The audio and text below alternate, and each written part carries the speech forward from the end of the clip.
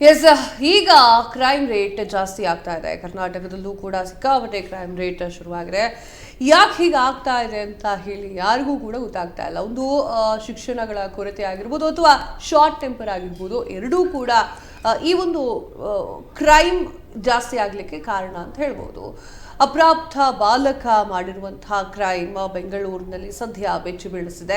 ಈ ಒಂದು ಕ್ರೈಮ್ಗಳ ಬಗ್ಗೆ ಮಾತನಾಡಲಿಕ್ಕೆ, ಹಾಗೆ ಚಿಕ್ಕ ವಯಸ್ಸಿನಲ್ಲಿರುವಂತಹ ಮಕ್ಕಳು ಯಾಕಷ್ಟೊಂದು ಕ್ರೈಮ್ ಅಲ್ಲಿ ಇಂಟ್ರೆಸ್ಟ್ ತೋರಿಸಿದ್ದಾರೆ ಅನ್ನುವಂಥರ ಬಗ್ಗೆ ಮಾತನಾಡಲಿಕ್ಕೆ ಹಿರಿಯ ಪತ್ರಕರ್ತರಾಗಿರುವಂತಹ ಶಿವಕುಮಾರ್ ನಾಗರನವಿಲೆ ಅವರು ನಮ್ಮ ಜೊತೆಗಿದ್ದಾರೆ. ಸರ್ ನಮಸ್ತೆ. ನಮಸ್ಕಾರ. ಮೊದಲನೇ ಪ್ರಶ್ನೆ, ಯಾಕಿಷ್ಟು ಕ್ರೈಮ್ ರೇಟ್ ಜಾಸ್ತಿ ಆಗ್ತಾ ಇದೆ? ನೋಡಿ, ಇದಕ್ಕೆ ಕ್ರೈಮ್ ಜಾಸ್ತಿ ಆಗೋದಕ್ಕೆ ಕಾರಣ ಏನು ಅಂತಂದರೆ, ಒಂದು ಸಿನಿಮಾ ಮತ್ತು ಎಲ್ಲ ಮಕ್ಕಳಲ್ಲೂ ಕೂಡ ಇವತ್ತು ಮೊಬೈಲು ಮತ್ತು ಸ್ಕೂಲ್ಗಳಲ್ಲಾಗ್ಬೋದು, ಮತ್ತು ನಮ್ಮ ಹಿರಿಯರಾಗ್ಬೋದು, ಮತ್ತು ಪೊಲೀಸು ಮತ್ತು ಪತ್ರಕರ್ತರು ಎಲ್ಲರೂ ಜವಾಬ್ದಾರಿಗಳು ಇದರಲ್ಲಿ ಜಾಸ್ತಿ ಇರುತ್ತೆ. ಯಾಕೆಂದರೆ ನಾವೆಲ್ಲ ಚಿಕ್ಕಂದಿನಲ್ಲಿದ್ದಾಗ ನಾವು ಒಂದು ಸ್ಕೂಲ್ಗೆ ಹೋಗ್ಬೇಕಾದ್ರೆ ನಾವು ಭಾಳ ಭಯಭಕ್ತಿಯಿಂದ ನಾವು ಸ್ಕೂಲ್ಗೆ ಹೋಗ್ತಾಯಿದ್ದೋ. ನಮ್ಮ ಟೀಚರ್ಸು ಮಾಸ್ಟ್ರುಗಳಾಗ್ಬೋದು, ಅವರು ನಮ್ಮನ್ನು ಭಾಳ ಭಯದಿಂದ ಇಟ್ಕೊತಾಯಿದ್ರು. ಈಗ ನಾವು ಏನಾದರೂ ಒಂದು ತಪ್ಪು ಮಾಡಿದ್ರೆ ತಕ್ಷಣವೇ ನಮ್ಮನ್ನು ದಂಡಿಸ್ತಾಯಿದ್ರು. ನಮಗೆ ಭಯ ಅನ್ನೋದಿರ್ತಿತ್ತು. ನಮ್ಮ ಮನೆಯಲ್ಲಿ ನಾನೇನಾದರೂ ತಪ್ಪು ಮಾಡಿದರೆ, ನಾನು ಸ್ಕೂಲಲ್ಲಿ ಹೊಡೆದಾಗ ನಾನು ಮನೆಗೆ ಹೋಗಿ ಹೇಳ್ತಾಯಿದ್ದೆ, ಸ್ಕೂಲಲ್ಲಿ ಈ ಥರ ಹೊಡೆದ್ರು ಅಂತ. ಆವಾಗ ನಮ್ಮ ತಾಯಿ ಏನು ಮಾಡ್ತಾಯಿದ್ರು, ನನ್ನ ಜೊತೆಯಲ್ಲಿ ಬಂದು ಸ್ಕೂಲಿಗೆ ಬಂದು ಸ್ಕೂಲಲ್ಲಿ ಮಾಸ್ಟರ್ ಟೀಚರ್ ಹತ್ರ ಮಾತಾಡಿ ಏನು ತಪ್ಪು ಮಾಡ್ದ ಅಂಥೇಳಿ ಅವ್ರು ಏನು ಹೇಳ್ತಾಯಿದ್ರು ಅಂದರೆ, ನಮಗೇನು ಅನ್ನಿಸ್ತಾಯಿತ್ತು, ನಮ್ಮ ತಾಯಿ ಬಂದಿದ್ದಾರೆ, ನನ್ನ ಪರವಾಗಿ ಮಾತಾಡ್ತಾರೆ ಅಂತ. ಅವ್ರು ನನ್ನ ಪರವಾಗಿ ಮಾತಾಡ್ತಿರ್ಲಿಲ್ಲ. ಆ ಟೀಚರ್ಗೆ ಹೇಳೋರು, ಇನ್ನೊಂದೆರಡು ಹೊಡೀರಿ ಅಂತ. ಹಾಗಾಗಿ ಇವತ್ತಿನ ದಿನಗಳು ಏನಾಗಿದೆ ಅಂದರೆ, ಯಾವುದೇ ಒಂದು ಕ್ಷೇತ್ರದಲ್ಲಿ ತೊಗೊಂಡ್ರೂ ಕೂಡ ಇವತ್ತು ಭಾಳನೇ ಮನಸ್ಸಿಗೆ ನೋವಾಗುತ್ತೆ. ಯಾಕೆಂದರೆ ನಾವೆಲ್ಲ ಚಿಕ್ಕ ಹುಡುಗರಿದ್ದಾಗ ಯಾವುದೇ ಥರದ್ದು ಕ್ರೈಮ್ ಅನ್ನೋದು ನಮಗೆ ಗೊತ್ತಿರಲೇ ಇಲ್ಲ. ಇವತ್ತೇನಾಗಿದೆ, ಎಲ್ಲರಿಗೂ ಒಂದು ಕ್ರೈಮ್ ಅನ್ನೋದು ಕಾಮನ್ ಆಗಿಬಿಟ್ಟಿದೆ. ಇದಕ್ಕೆಲ್ಲ ಕಾರಣ ನಮ್ಮ ಸಿನಿಮಾಗಳು ಅಂತ ಕೂಡ ನಾನು ಹೇಳೋದಕ್ಕೆ ಇಷ್ಟಪಡ್ತೀನಿ. ನಾವೆಲ್ಲ ಚಿಕ್ಕಂದಿನಿದ್ದಾಗ ನಾವೆಲ್ಲ ಟೆಂಟ್ಗೆ ಸಿನಿಮಾಗಳಿಗೆ ಹೋಗ್ತಾಯಿದ್ದೋ. ಆ ಸಿನಿಮಾಗಳು ನೋಡೋದೆ ಅಂದ್ರೇ ನಮಗೆ ಭಾಳ ಖುಷಿ ಆಗ್ತಿತ್ತು. ಅದರಲ್ಲಿ ಒಂದು ಒಳ್ಳೆತನ ಇರ್ತಿತ್ತು, ಒಂದು ಪ್ರೀತಿ ಇರ್ತಿತ್ತು, ಒಂದು ಬಾಂಧವ್ಯ ಇರ್ತಿತ್ತು. ಇಲ್ಲ ಸರ್, ಏನು ಗೊತ್ತಾ, ಸಿನಿಮಾ ಅಂತ ಹೇಳಕ್ಕೆ ಹೇಗೆ ಸಾಧ್ಯ ಆಗುತ್ತೆ ಸರ್? ಈಗ ಸೋಷಿಯಲ್ ಮೀಡಿಯಾಗಳಿದ್ದಾವೆ, ಸಿನಿಮಾದಿಂದಲೇ ನೋಡಿ ಕಲಿಬೇಕು ಅಂತೇನಿಲ್ಲ. ಸಿನಿಮಾದಲ್ಲಿ ಗುಡ್ ವಿಚಾರಗಳು ಕೂಡ ಇದ್ದೇ ಇರುತ್ತೆ. ಸೊ ರೌಡಿಸಮ್ಮು ಅಥವಾ ಕೊಲೆ ಅದೆಲ್ಲ ಸಿನಿಮಾ ಅಂತ ಹೇಗೆ ಹೇಳಲಿಕ್ಕೆ ಸಾಧ್ಯ ಆಗುತ್ತೆ? ಈಗ ಇವತ್ತು ಎಷ್ಟೋ ಸಿನಿಮಾಗಳು ಒಂದು ಸಾಂಗ್ ಆಗ್ಬೋದು, ಮತ್ತು ಅಲ್ಲಿ ನಡೆಯುವಂಥ ಕ್ರೈಮ್ಗಳು ಅದು ಮಾಮೂಲಿ, ಅದನ್ನು ನೋಡೇ ಕ್ರೈಮ್ಗಳು ಬೇಕಾದಷ್ಟಾಗಿದೆ. ಹಾಗಾಗಿ ಈಗ ನಾವೆಲ್ಲ ಅವತ್ತಿನ ಕಾಲದಲ್ಲಿ ಬಂಗಾರದ ಮನುಷ್ಯ ಸಿನಿಮಾಗಳು, ರಾಜ್ಕುಮಾರ್ ಅವ್ರದ್ದು ಬಂಗಾರದ ಮನುಷ್ಯ ಸಿನಿಮಾ ನೋಡಿದ್ವಿ. ಬಂಗಾರದ ಮನುಷ್ಯ ಸಿನಿಮಾ ನೋಡಿ ಎಷ್ಟೋ ಜನ ಆ ಸಿನಿಮಾದಲ್ಲಿ ಅಣ್ಣವ್ರ ಪಾತ್ರವನ್ನು ನೋಡಿ ಎಷ್ಟೋ ಜನ ಜಮೀನು ತೊಗೊಂಡು ಮತ್ತೆ ನಾವು ರೈತರಾಗಿ ಅಣ್ಣವ್ರ ಥರ ಇರಬೇಕು ಅಂತ ಅವರು ಮನಸ್ಸನ್ನು ಪರಿವರ್ತನೆ ಮಾಡಿಕೊಂಡು ಒಂದು ಉಳುಮೆ ಮಾಡಿ ಇಡೀ ಊರನ್ನೇ ಉದ್ಧಾರ ಮಾಡಿರೋವಂಥದ್ದು ನಿರ್ಧಾರಗಳು ಬೇಕಾದಷ್ಟಿದೆ. ಇವತ್ತು ಒಂದು ಮೊಬೈಲಲ್ಲಿ ಯಾವುದೇ ಒಂದು ರೀಲ್ಸ್ ತೊಗೊಳ್ಳಿ, ಅಲ್ಲಿ ಕ್ರೈಮ್ ಇರುತ್ತೆ, ಮತ್ತು ಒಂದು ಅಸಭ್ಯತೆ ಜಾಸ್ತಿ ಆಗ್ತಾಯಿದೆ. ದಿನೇ ದಿನೇ ಅಸಭ್ಯತೆ ಜಾಸ್ತಿ ಆಗ್ತದೆ. ಓಕೆ, ಕ್ರೈಮ್ ತಡೆಗಟ್ಟಲಿಕ್ಕೆ ಮೊದಲ ಹೆಜ್ಜೆ ನಿಮ್ಮ ಪ್ರಕಾರ ಯಾವ ರೀತಿಯಾಗಿ ಇಡಬೇಕು? ಕ್ರೈಮ್ ತಡೀಲಿಕ್ಕೆ ಮೊದಲನೇ ಹೆಜ್ಜೆ ನಮ್ಮ ಪೊಲೀಸ್ ಡಿಪಾರ್ಟ್ಮೆಂಟು ಎಚ್ಚೆತ್ತುಕೊಳ್ಬೇಕು.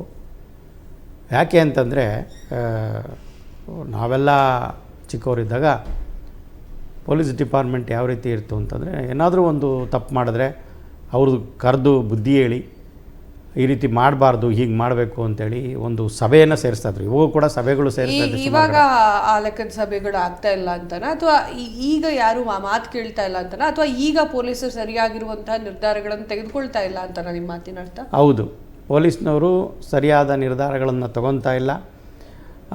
ಪೊಲೀಸ್ನವರು ನಮ್ಮನ್ನ ಯಾರು ಕ್ರೈಮ್ ಮಾಡಿರ್ತಾರೆ ಅವ್ರನ್ನ ವಿಶ್ವಾಸಕ್ಕೆ ತೊಗೊಂಡು ಇವಾಗ ಉದಾಹರಣೆಗೆ ಎಷ್ಟೋ ಕೆಲವು ಆಫೀಸರ್ಸ್ಗಳು ಅವರೆಲ್ಲ ಏನು ಮಾಡ್ತಾಯಿದ್ರು ಅಂದರೆ ಎಷ್ಟೋ ಸಲ ಅವರೇ ಬೇಲ್ ಕೊಡಿಸಿ ಬಿಡಿಸ್ತಾಯಿದ್ರು. ಕಾರಣ ಏನಂತಂದರೆ ಅವನು ಕ್ರಿಮಿನಲ್ ಆಗಿ ಬದುಕಬಾರ್ದು, ಅವನು ಜೀವನದಲ್ಲಿ ಒಂದು ಸಮಾಜದಲ್ಲಿ ಒಂದು ಸತ್ಪ್ರಜೆ ಆಗಿ ಬದುಕಬೇಕು ಅಂತೇಳಿ ಅವನ್ನ ಕರೆದು ಬುದ್ಧಿ ಹೇಳಿ ಅವ್ರನ್ನ ಒಂದು ಒಳ್ಳೆ ದಾರಿಗೆ ತರೋವಂಥ ಕೆಲಸಗಳು ನಡೀತಾ ಇತ್ತು.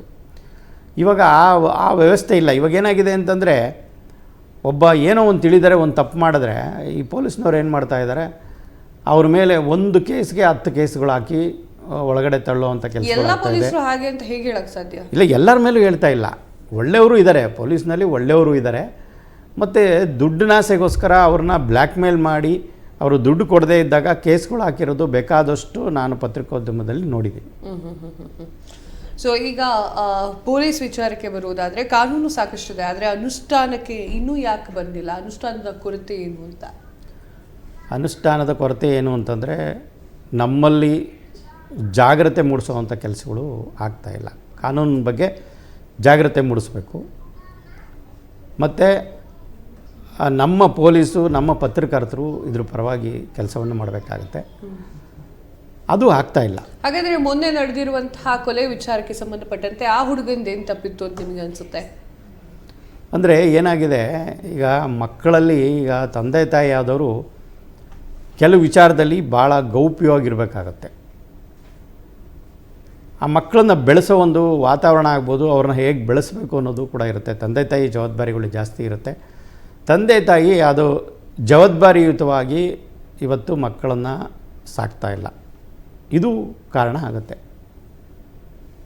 ಅದು ಬಿಟ್ಟು ಅದು ಹೊರತುಪಡಿಸಿ ಹೇಳೋದಾದರೆ ಏನು ಹೇಳ್ತೀರಿ? ಅದೇ ಇವಾಗ ಕಾರಣ ಏನಂತಂದರೆ ಈಗ ಒಬ್ಬ ನಮ್ಮವ್ರು ಎಲ್ಲರೂ ಪ್ರತಿಯೊಬ್ಬರು ಎಚ್ಚೆತ್ಕೋಬೇಕು. ಇಲ್ಲಿ ಯಾರೂ ಎಚ್ಚೆತ್ತುಕೊಳ್ತಾ ಇಲ್ಲ. ಎಲ್ಲ ಅವರವರು ನಮ್ಮ ಸಮಯಕ್ಕೆ ಏನಾಗುತ್ತೆ, ನಮಗೇನು ಬೇಕು ಅನ್ನೋ ರೀತಿಯಲ್ಲಿ ಹೋಗ್ತಾಯಿದ್ರು ಹೊರತು ಯಾರಿಗೂ ಒಂದು ಸಮಾಜದ ಬಗ್ಗೆ ಒಂದು ಕಳಕಳಿ ಯಾರಿಗೂ ಇಲ್ಲ. ಎಸ್ ವೀಕ್ಷಕರೇ, ನಾನು ಆಗಲೇ ಹೇಳ್ತಾ ಇದ್ದೆ ಯಾವ್ಯಾವ ವರ್ಷದಲ್ಲಿ ಎಷ್ಟು ಕ್ರೈಮ್ ಪ್ರಕರಣಗಳು ಆಗಿದೆ, ಲೈಂಗಿಕ ಕಿರುಕುಳಗಳಾಗಿರ್ಬೋದು ಇತ್ತೀಚಿನ ದಿನಗಳಲ್ಲಿ ಜಾಸ್ತಿ ಆಗ್ತಾ ಇದೆ. 2023ರಲ್ಲಿ ಅತ್ಯಾಚಾರದ ಪ್ರಕರಣ 600 ಇದ್ದರೆ 2026ಕ್ಕೆ ಬರುವಾಗ ಈಗ 3 ತಿಂಗಳಾಗಿದೆ ಜಸ್ಟ್ 74 ಪ್ರಕರಣಗಳು ಪತ್ತೆಯಾಗಿದೆ. 2025ರಲ್ಲಿ 628 ಪ್ರಕರಣಗಳು ಪತ್ತೆಯಾಗಿದೆ. ಹೆಣ್ಣು ಮಕ್ಕಳಿಗೆ ಸುಲಭವಾಗಿ ರಕ್ಷಣೆ ಸಿಗೋದಿಲ್ಲ ಅನ್ನೋದು ಈ ಒಂದು ವಿಚಾರದಲ್ಲಿ ಗೊತ್ತಾಗುತ್ತೆ. ಇನ್ನು ನಾವು ಕೊಲೆ ವಿಚಾರದ ಬಗ್ಗೆ ಮಾತನಾಡ್ತಾ ಇದ್ವಿ. ಯಾಕೆ ಅಷ್ಟು ಬೇಗ ಚಿಕ್ಕ ಚಿಕ್ಕ ಮಕ್ಕಳು ಕೈಗೆ ರಕ್ತವನ್ನು ಅಂಟಿಸ್ಕೊಳ್ತಾರೆ ಅಂತ ಹೇಳಿ, ಇದಕ್ಕೆ ಮೇನ್ ರೀಸನ್ ಅಂತಂದ್ರೆ ಅವರ ಮನಸ್ಥಿತಿ ಹಾಗೂ ಅಕ್ಕಪಕ್ಕದಲ್ಲಿರುವಂತಹ ವಾತಾವರಣಗಳು. ಸಿನಿಮಾ ಅಥವಾ ಸೋಷಿಯಲ್ ಮೀಡಿಯಾ ಅಂತ ಹೇಳಿ ನಾವು ಹೇಳಲಿಕ್ಕೆ ಸಾಧ್ಯ ಆಗೋದಿಲ್ಲ. ಸಿನಿಮಾದಿಂದ ಪ್ರಭಾವಕ್ಕೆ ಒಳಗಾದ್ರೂ ಕೂಡ ಸಿನಿಮಾದಲ್ಲಿ ಶಿಕ್ಷೆ ಕೊಡೋದನ್ನು ಹೇಳಿರ್ತಾರಲ್ವಾ ಸರ್, ಸಿನಿಮಾ ಅಂತ ಹೇಗೆ ಹೇಳಲಿಕ್ಕೆ ಸಾಧ್ಯ? ಸಿನಿಮಾದಲ್ಲಿ ಶಿಕ್ಷೆಯನ್ನು ಕೂಡ ಮಾತನಾಡಿರ್ತಾರೆ, ಶಿಕ್ಷೆ ಕೊಡೋದನ್ನು ಕೂಡ ಹೇಳಿರ್ತಾರೆ. ಯಾವುದೋ ಒಂದು ವ್ಯಕ್ತಿ ಏನೋ ಒಂದು ನೋಡಿ ಅದನ್ನ ಕಲ್ತ್ಕೊಳ್ತಾರೆ ಅಂತಂದ್ರೆ ಒಳ್ಳೇದೇ ಕಲ್ತ್ಕೊಳ್ಬೇಕು ಅನ್ನೋದು ಏನೂ ಇರೋದಿಲ್ಲ ಅಲ್ವಾ. ಸೊ ಅದನ್ನ ಹೊರತುಪಡಿಸಿ ಇನ್ನು ಪೊಲೀಸರ ವಿಚಾರಕ್ಕೆ ಬರುವುದಾದ್ರೆ, ಪೊಲೀಸರು ಎಲ್ಲರೂ ಕೂಡ ಕರಪ್ಷನ್ ಅಂತ ಹೇಳಕ್ ಸಾಧ್ಯ ಇಲ್ಲ. ಒಂದಿಷ್ಟು ಜನ ಒಳ್ಳೆಯವರು ಕೂಡ ಇರ್ತಾರೆ. ಸೊ ಇದರಲ್ಲಿ ಸಮಾಜದಲ್ಲಿ ಹೇಗೆ ಈ ಒಂದು ಕೊಲೆ ಮಾಡ್ತಾ ಇರುವಂತಹ ವ್ಯಕ್ತಿಗಳನ್ನ ನಾವು ನೋಡಿದಾಗ ಹೇಗೆ ಇರಬೇಕು ಅಂತ ನಿಮ್ಗೆ ಅನಿಸುತ್ತೆ? ಇಲ್ಲಮ್ಮ, ನೀವು ಹೇಳಿದ್ರಿ ಪೊಲೀಸ್ ಆಗಲಿ, ಸಿನಿಮಾಗಳಾಗಲಿ, ಮತ್ತು ಮೊಬೈಲ್ ಆಗಲಿ ಅಂತ ಹೇಳಿದ್ರಿ. ಇವತ್ತು ಒಂದು ಚಿಕ್ಕ ಮಗು ಹತ್ರನೂ ಮೊಬೈಲ್ ಇರುತ್ತೆ. ಈಗ ಮೊಬೈಲಲ್ಲಿ ಇವತ್ತು ಎಲ್ಲ ಇಂಟರ್ನೆಟ್ ಇರೋದ್ರಿಂದ ಈಗ ಮಕ್ಕಳು ಏನು ನೋಡ್ತಾರೆ, ಏನು ನೋಡಬೇಕು, ಏನು ನೋಡಬಾರ್ದು ಅನ್ನೋದಿಲ್ಲ. ಆಯ್ತಾ? ಅದನ್ನೆಲ್ಲ ಈ ವೆಬ್ಸೈಟ್ಗಳಿಗೆ ಹೋಗಿ ಕೆಲವು ಕೆಟ್ಟ ಸಿನಿಮಾಗಳು ನೋಡೋವಂಥದ್ದು. ಮತ್ತು ತಂದೆ ತಾಯಿ ಆದವರು ಅವರು ಕೂಡ ಭಾಳ ಎಚ್ಚರಿಕೆಯಿಂದ ಇರಬೇಕು. ಇವಾಗ ಹೆಂಗೆ ಅಂತಂದರೆ, ನಮ್ಮ ತಂದೆ ತಾಯಿ ಇದ್ದರು, ಅವರು ಎಲ್ಲಿ ಅವರು ಇರ್ತಾರೆ, ಮಲ್ಕೊತಾರೆ, ಎಲ್ಲಿರ್ತಾರೆ ಅನ್ನೋದು ನಮಗೇನೂ ಗೊತ್ತಾಗ್ತಿರ್ಲಿಲ್ಲ. ಆ ರೀತಿ ಇರ್ತಾಯಿತ್ತು. ಇವತ್ತು ಮಕ್ಕಳ ಮುಂದೆಯೇ ಎಲ್ಲ ತಪ್ಪುಗಳನ್ನು ಮಾಡೋವಂಥ ತಂದೆ ತಾಯಿಗಳು ಜಾಸ್ತಿ ಆಗಿದ್ದಾರೆ. ಇದಕ್ಕೆಲ್ಲ ಕಾರಣ ಮೊಬೈಲು. ತುಂಬ ಜನ ಮೊಬೈಲ್ಗಳನ್ನ ಯೂಸ್ ಮಾಡ್ತಾ ಇರೋವಂಥದ್ದು. ಬೆಳಗ್ಗೆ ಎದ್ದಾಗಿಂದನೂ ರಾತ್ರಿ 12 ಗಂಟೆ 1 ಗಂಟೆ, ಯಾವುದೇ ಇವತ್ತಿನ ಮಕ್ಕಳು ತಗೊಳ್ಳಿ 12-1 ಗಂಟೆವರೆಗೂ ಕೂಡ ಪ್ರತಿಯೊಬ್ಬರು ತಂದೆ ತಾಯಿ ಕೂಡ ಎಲ್ಲರೂ ಕೂಡ ಮೊಬೈಲು ಯೂಸ್ ಮಾಡ್ತಾರೆ. ಈ ಮೊಬೈಲ್ ಯೂಸ್ ಮಾಡೋದು ಏನಾಗಿದೆ ಅಂದರೆ ಒಂದು ದೊಡ್ಡ ಮಾರಕ ಅಂತ ನಾನು ಹೇಳೋಕ್ಕೆ ಇಷ್ಟಪಡ್ತೀನಿ. ಎಸ್, ಥ್ಯಾಂಕ್ ಯು ಸರ್ ನಮ್ಮ ಜೊತೆ ಮಾತನಾಡಿದ್ದಕ್ಕೆ. ಇದಾಗಿತ್ತು ಈ ಹೊತ್ತಿನ ವಿಶೇಷ ಕ್ರೈಮ್ ವಿಚಾರದ ಬಗ್ಗೆ ಒಂದಿಷ್ಟು ಮಾತುಗಳನ್ನು ಆಡಿದ್ವಿ. ಹಾಗೆ ಹೇಗೆ ಮಕ್ಕಳು ಚಿಕ್ಕ ಮಕ್ಕಳು ಕೈಗೆ ರಕ್ತ ಅಂಟಿಸ್ಕೊಳ್ತಾರೆ, ಅದಕ್ಕೆ ಏನು ಕಾರಣ ಆಗಿರ್ಬೋದು ಅನ್ನೋದನ್ನು ಸವಿಸ್ತಾರವಾಗಿ ಮಾತನಾಡಿದ್ವಿ ಅಂತ ಅಂದು ಕೇಳ್ತೇನೆ. ಇದಾಗಿತ್ತು ಈ ಹೊತ್ತಿನ ವಿಶೇಷ. ಮತ್ತಷ್ಟು ಸುದ್ದಿಗಳಿಗಾಗಿ ನೋಡ್ತಾ ಇರಿ ಸ್ಪೀಡ್ ನ್ಯೂಸ್ ಸುದ್ದಿನಿ ಮತ್ತು ವೇಗ.